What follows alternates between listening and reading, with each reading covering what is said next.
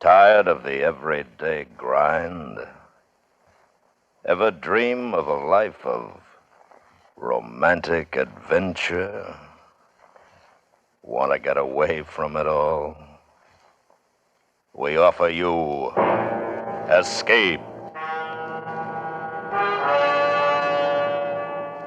Escape, designed to free you from the four walls of today for a half hour of high adventure.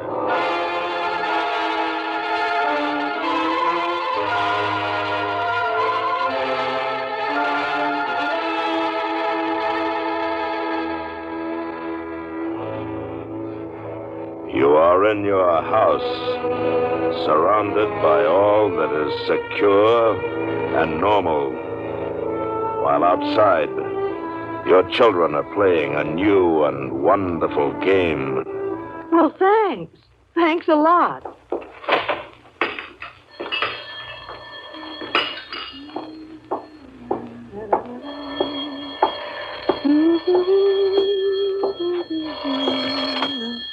Hello? Hello, Mary. How are things in New York? Oh, Helen, how nice. Are you in town? No, I'm in Danbury.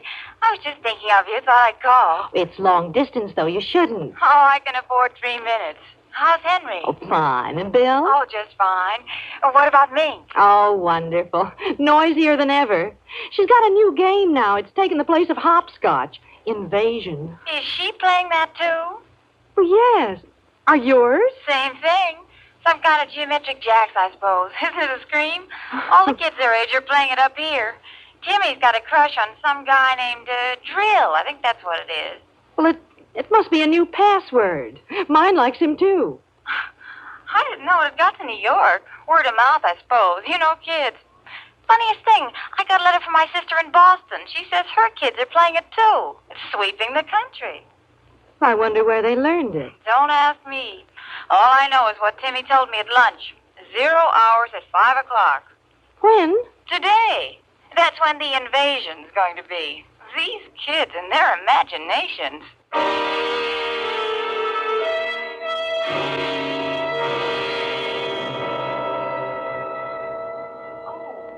And they talked a little more. Schoolgirl friends, casual woman talk.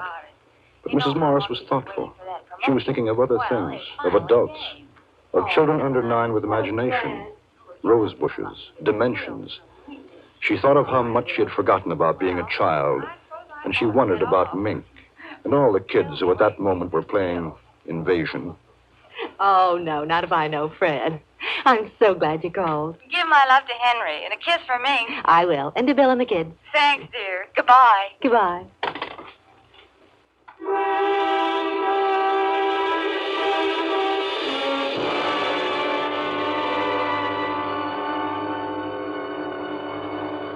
An hour drowsed by.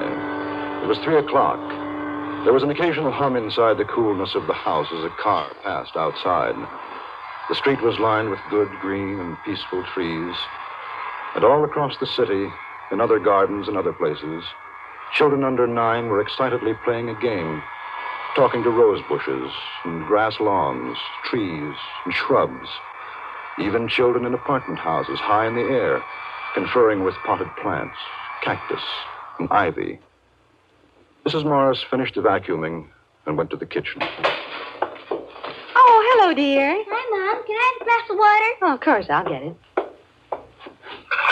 I want squares, 47, a over 56 to the 7th degree, xg7. What, dear? Oh, nothing, Mom. Well, here you are. Thanks. How are things going? The invasion. Oh, that. Yes, that. Almost finished. When everything's right, Drill said we should be ready on time. 5 o'clock. That's right. How did you know? Well, Helen called me from Danbury. She says Timmy's playing it, too. Hey, that's keen. I guess all the kids are, aren't they? Oh, no, not all of them. That guys like Pete Britz and Dale Jarrett. They're growing up. They make fun of us. They're even worse than parents. They just won't believe in Drill. They're so smart just because they're growing up. You'd think they know better. They were little only a couple of years ago. Well, we're going to get rid of them first. Drill says it's okay to kill them first. Now, wait a minute. I don't like that kind of talk, Mink. Do you hear me? I don't like it at all. Oh, Mom. No, I mean it. You keep on that way and there's no more playing. You'll have to tell Anna to go home and you'll stay inside until bedtime. I'm sorry. Well, I should think so. Thanks for the water, Mom. Mink, Uh-huh. what did those numbers mean? What numbers? Those numbers you were saying to yourself before. Oh, that? Well, there's those things that we have to do to get Drill and his friends out. That's all. Look, dear, why don't you and Anna go down to the drugstore and get some ice cream, huh? You don't have to use your allowance. I'll pay for it. Haven't got time, Mom. Well, I'd never believe I'd hear you say that. I gotta go now, Mom. Oh, wait a minute. Mink, I want you to tell me the truth. What is this invasion silliness? It isn't silly. Well, it's just a game. That's all. We're just playing at invasion. Excuse me, I gotta get back now. I'll see you later.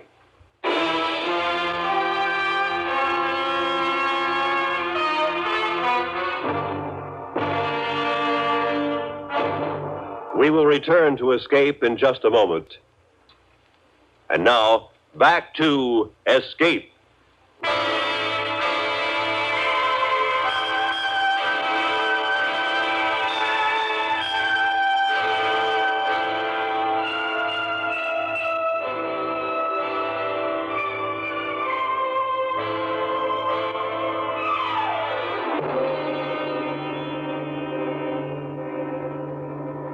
It was a game called Invasion. Mrs. Morris's little girl, Mink, was playing it. So was Mink's friend Anna and all the other children under 9. It was called Invasion, and 0 hour was to be at 5 o'clock. Mrs. Morris was disturbed. She wasn't sure why, but there was something about parents shutting ears and eyes to what was happening. And because she was disturbed, she did something she didn't usually do. She called her husband at the office. Hello, dear. Oh, hello, Henry. I'm sorry to bother you, but Miss Maxon said you weren't busy. Not too. I should be able to get home early today. Everything all right? Yes, You all right? I'm fine. Mink? Well, she's... Henry. What, dear? Oh, nothing. I just wanted to talk to you for a minute, that's all. Listen, you sure you're all right? Oh, yes. Mink been getting on your nerves? Not really. Well, now, you tell her to behave. And when I come home, she and I are going to have a talk. Matter of fact, she's been a little fresh lately. I don't think it's good for her to... Well, she's playing outside. She's fine. Honey, is something wrong? Well, no, I told you. I was thinking about you and wanted to talk. That's all. Nothing wrong with that. Not a thing. Well, you go back to your work, dear. I'll see you soon. All right. What time do you think you'll be home? About 5. Maybe a little earlier. 5. Oh. Hey. What? Come on. What? Well, I was just thinking. Nothing, really. Just Mink and you and me. Good thoughts. Goodbye, dear. So long. You are okay, aren't you? Oh, I'm fine. Goodbye. Bye.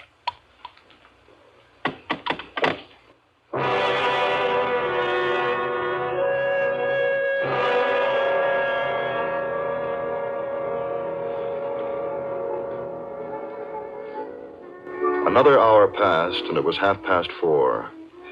The day began to wane. The sun lowered in the peaceful blue sky. Shadows lengthened on the green lawn. Outside, it was quiet. The two little girls more intent than ever upon their endless movement of design and pattern with the implements before them. Mrs. Morris watched from the window, and she had never known Mink to have such powers of concentration. She had switched on the radio and sat drinking a cup of coffee and turned over her thoughts. Children. Children love and hate side by side. Sometimes children love you and hate you all in half a second. Strange children. Do they ever forget or forgive the whippings and the harsh, strict words of command. I wonder. How can you forget or forgive those over and above you? Those tall, silly dictators. Those parents. Mom! Oh, what is it, dear? Have we got a piece of lead pipe and a hammer? Well, I don't know. They might be in the garage. What do you want them for? Oh, we just need them. Well, if you tell me, I can I find... can get them. Thanks, Mom. Is something wrong? Grill's stuck halfway. If we could get them all the way through, it'd be easier. And all the others could come through after them. Well, can I help? Thanks, Mom. I can fix it. You better get through, Mink. I want you to take your bath before your father comes home. All right. He's coming home early. And Mink! Mink had disappeared behind the shrubs, and Mrs. Morris knew it was ridiculous to make an issue of it. Besides, what was the issue? Invasion? Drill? 0 hour? Unaccountably, a cool breeze came up, and although normally for that time of year it would have been a relief, Mrs. Morris felt a chill. She closed the window.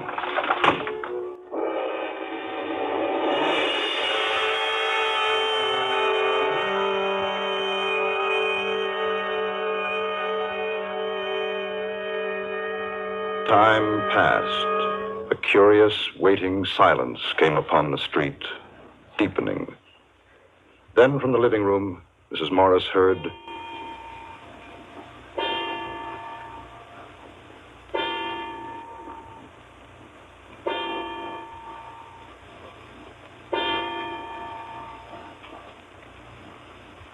"5 o'clock.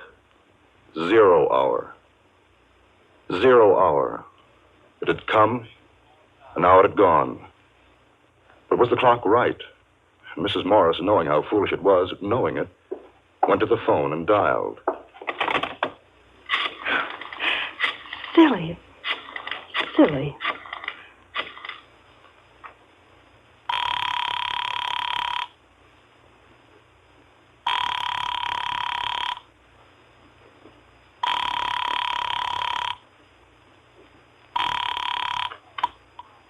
'When you hear the tone, the time will be exactly 4:54 and 20 seconds.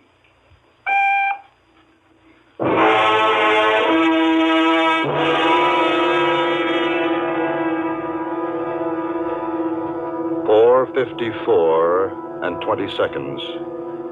And Mrs. Morris knew that it wasn't as silly as she had thought, because it wasn't 5 o'clock yet. Not 0 hour yet. Then the car drove up into the driveway.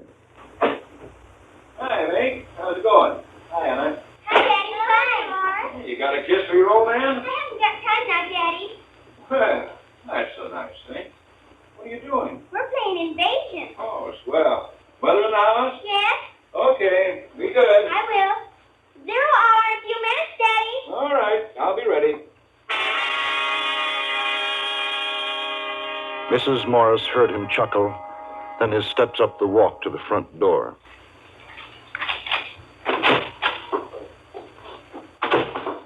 Mary. Oh, I'm in the living room, dear. Oh. Hi. Daughter didn't have time for a kiss. How about you? Hard day? Oh, not particularly. Would you like a cocktail? You read my mind. Martini? Perfect. Anything exciting happened today? No. Oh, Helen called Oh? from Danbury. I told her she was crazy, but she just felt like calling. Like you calling me this afternoon. Crazy, huh? What was that all about? Well, I told you I wanted to. Hey, incidentally, what's this new game the kids are playing? 0 hour. Invasion. That's a nice, depressing thought. Oh, I don't know. Something silly. They're all playing it these days. Here. Thanks. Oh. You make the best martinis in the world. I'm glad you think so. Hasn't this been a beautiful day? You know, I kept looking out the window wishing I was anywhere but in that office. What's the time, Henry? A couple of minutes after 5. Why? No, the clock's wrong. By your watch. Oh, well, I've got 2 minutes, too. I'm probably slow. You got something on the stove? No, I just wondered. Honey. Hey, look at me. What's the matter? Well, nothing, really. No. No, really. Mink been up to something? Of course not. Then what? Well, I guess I'm a little tired. Upset, that's all. You want to go out for dinner? Oh, no. I got a steak here. Well, I tell you what. I'll barbecue it. How'd that be? Oh, fine. What was that? What? I thought I heard something. Well, I didn't. I must have been imagining it. Hey, you are jumpy. Why don't you have a drink? Do you just? No, I don't want one. What's the time? Mary, what is this? Well, I mean it. Something's wrong. Now I want to know. It's silly. It's so silly. I'm on edge, that's Mary? all. I am. I don't like it. That kid's done something, hasn't she? I'm going to get her in. Oh, no, Henry, please, don't. She hasn't. It's nothing at all. I just... What's that? I don't know. Well, those kids haven't got anything dangerous out there, have they? I noticed a lot of junk lying around. No. Nothing dangerous. Just things, you know. Nothing electrical? Well, no, I'm sure not. Oh. What the devil? Maybe you better go out and tell them to stop playing now. It's after 5. You tell me to put off the invasion until tomorrow. Tell them that... It's coming from outside. Say, what are they up to? I'd better take a look. Mink! Mink! Good Lord! Bombs! They're bombing! Oh, no, it's upstairs. I know it is. In the attic. That's where it is. Mary!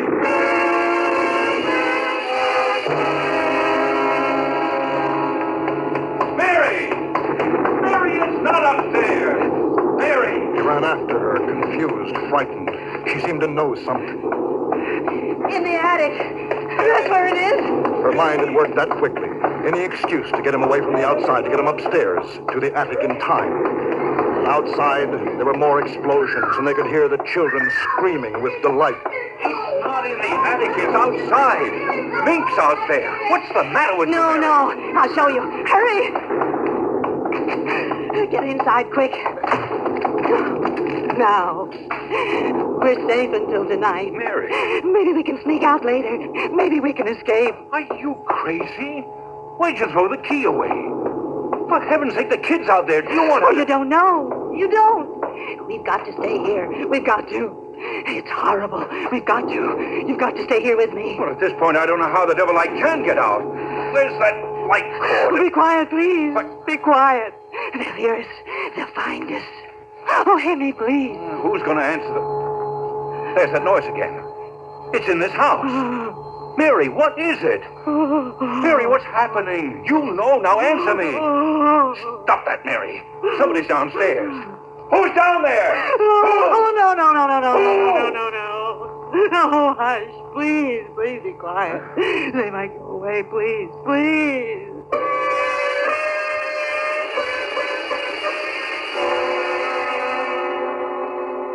And between his wife's terror and the electric humming from below, Mr. Morris felt a great fear. They trembled together in silence in the attic, Mr. and Mrs. Morris, parents of the little girl. Then they heard steps coming up the stairs, and a voice. Mom! Dad! Where are you? And a queer, cold light became visible under the door crack. A strange odor. And the alien sound of eagerness in Mink's voice was almost more than they could bear. Each wanted to scream. Mom! Dad! And another sound. And the attic door lock melted.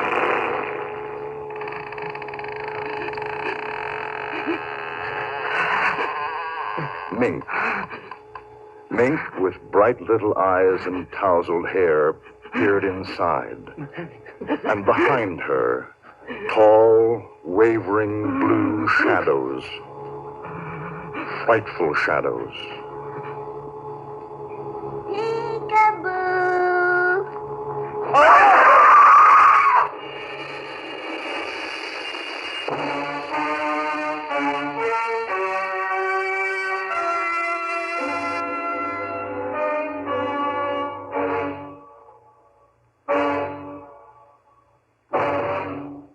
Zero Hour by Ray Bradbury. Direction and adaptation of the story were by Anthony Ellis.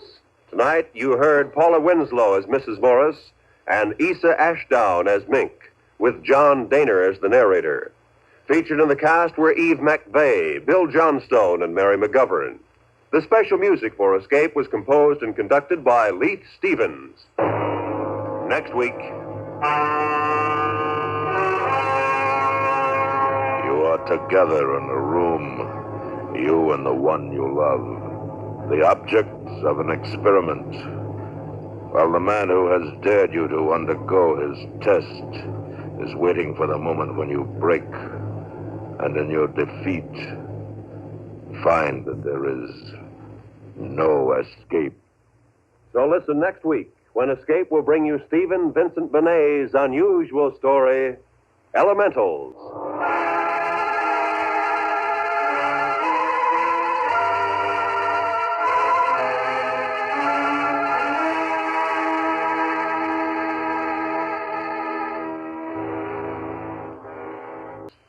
This is Roy Rowan speaking.